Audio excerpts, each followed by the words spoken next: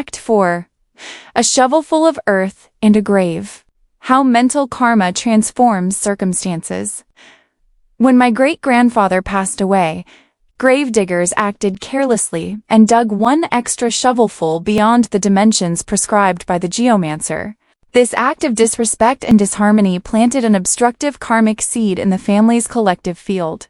As a result, although my grandfather and his elder brother each had 2 sons, none of the 4 had children even after many years of marriage. Yet karma is not fixed destiny. It can be transformed by stronger wholesome causes. In his later years, my grandfather personally chose his final resting place with the clarity of a meditator and the wisdom of geomancy. What he selected was not merely an auspicious site, but a location infused with the full force of his lifelong sincerity, reverence, and equanimity. When he was laid to rest there peacefully, the pure merit cultivated through a lifetime of ethical conduct, meditation, and wisdom crystallized into a radiant core within the family's karmic field. This produced 2 fundamental effects. 1. Neutralizing adverse causes. The powerful wholesome energy directly transformed the earlier karmic seed of disrespect, like sunlight melting ice, replacing arrogance with reverence and fragmentation with harmony. 2. Attracting favorable conditions. This act of sincerity itself summoned new supportive causes related to the continuation of life. Thus, the issue of descendants resolved naturally.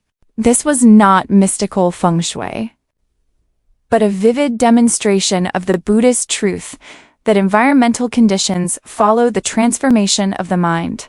Through his final resting place, my grandfather completed the deepest purification and blessing of our family's karma. Conclusion. Genius Hub.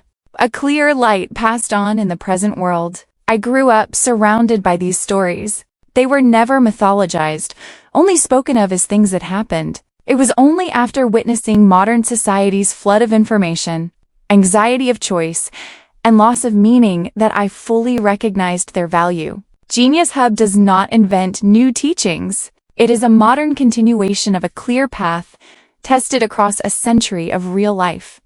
We do not pursue supernatural phenomena. We focus on transmitting the essential inner methods that allow the mind to remain lucid and choose wisely under any circumstances.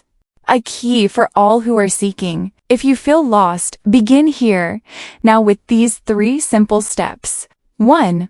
Pause before action. When emotion or impulse is about to take over, pause and take 3 conscious breaths.